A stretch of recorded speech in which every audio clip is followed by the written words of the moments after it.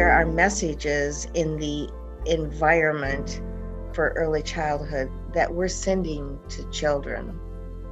And sometimes I don't think those messages are what we think they are.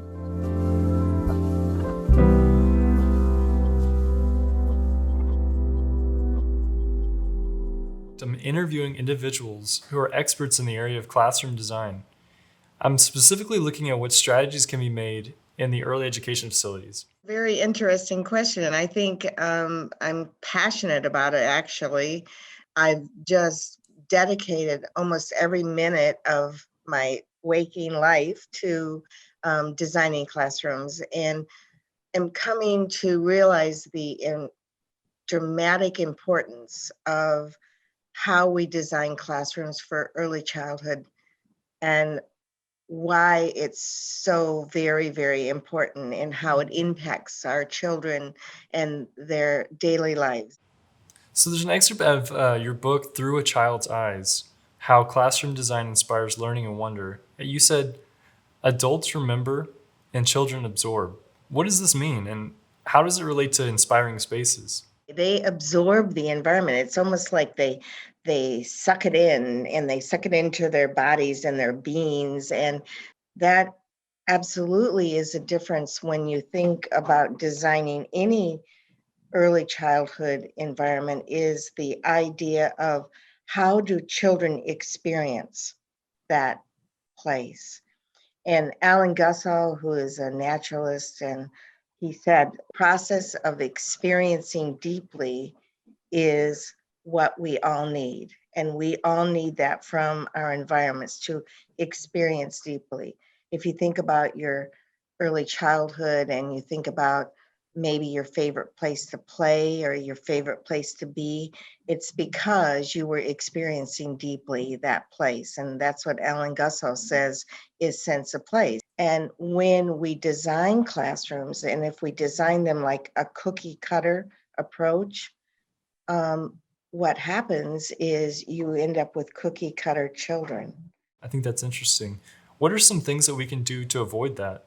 When I'm training and talking with early childhood educators about the importance of designing environments and what you need to do in order to create a sense of place, is one of the things I like to say to them is, think about your own classroom. You're in the middle of your own classroom. I come in and I blindfold you, and I take you somewhere else in the world, or in the United States, let's say. I fly you somewhere else, and I plop you down inside another preschool classroom, another early childhood classroom, and I take off your blindfold and you look around the classroom. Can you tell where you are based on what you see? So what's happening in my field is that classrooms are designed cookie cutter. They're designed from a catalog. Every classroom pretty much looks the same. They have the same equipment. They're laid out the same way. They have the same materials, because we all shop from the same catalog. The classroom should reflect the people that reside in it, right? So every classroom should be different, because there's different children, even at the beginning of the year versus the middle of the year versus the end of the year. There was a really incredible study done by Northwestern student um, in August at the beginning of school. He stood in the middle of the classroom and he took pictures in all four directions of the classroom. Then he came in September and he did the same thing. And then he came in October, and he did that throughout the entire school year. And what he learned was that classroom basically did not change throughout the entire school year. What's wrong with that? Well, there's a ton of stuff wrong with that. The children that come to you in August are not the same children even in September, or let alone May or June. And so your classroom should reflect what's going on in the classroom.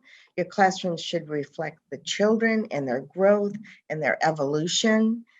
Your classroom should reflect life. The other thing is this whole idea about breaking the aesthetic code of what we think classrooms should be all about. If you start to just close your eyes for a minute and imagine, just imagine a college classroom, right? Think about what that looks like.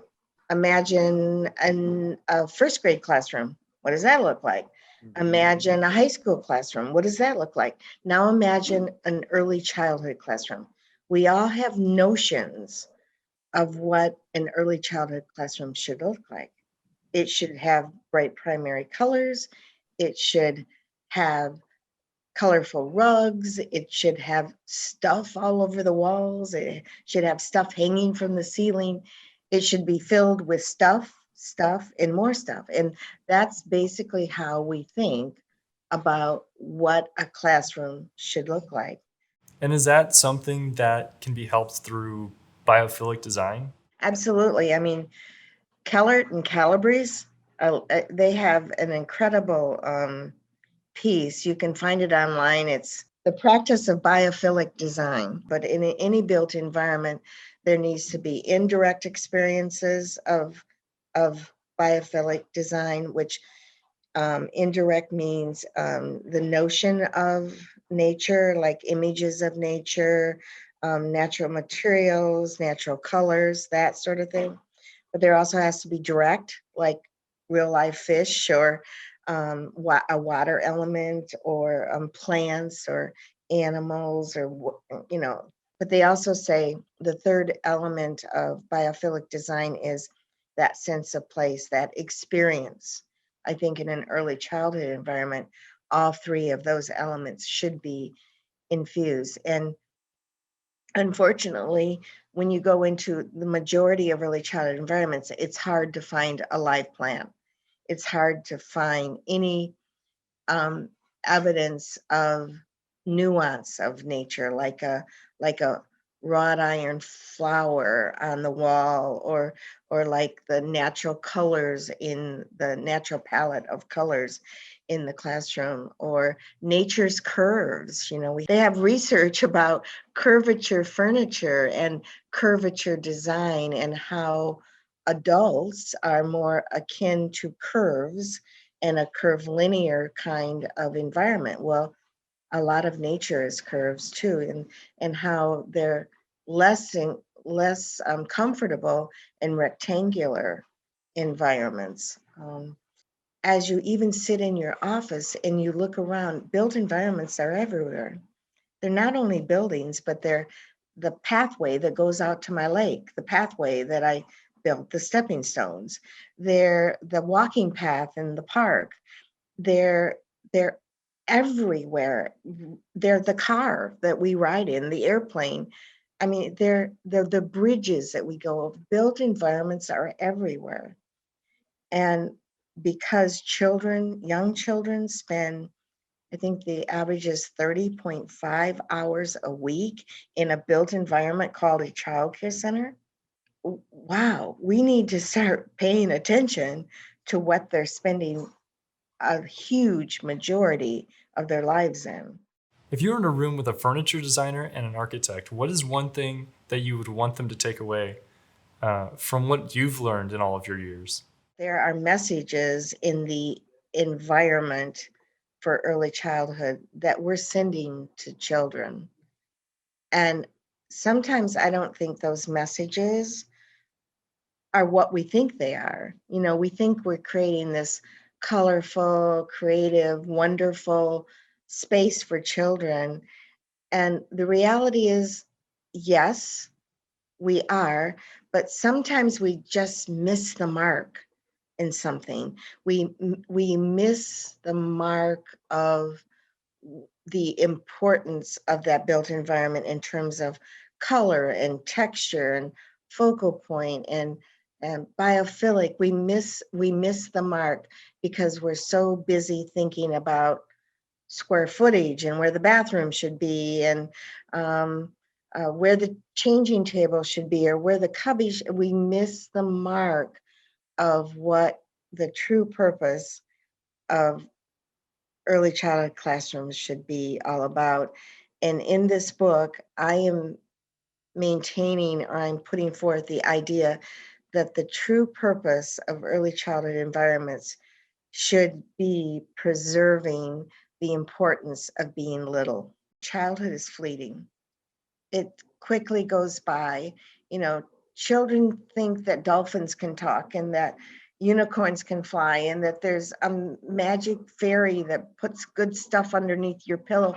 They believe in this stuff that we have long since abandoned.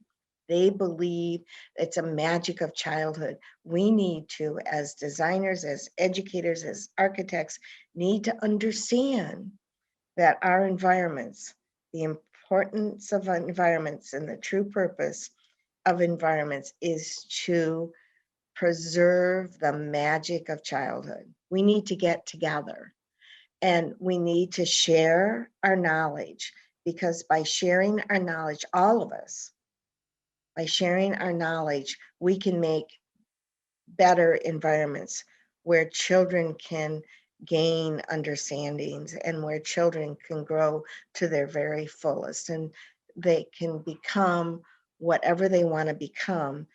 But it happens because we've all shared our knowledge about children and about built environments. Thank you so much for joining me, Sandra. Just a great conversation.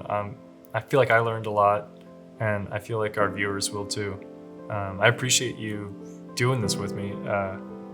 It's been fantastic. It's been a pleasure. Thank you.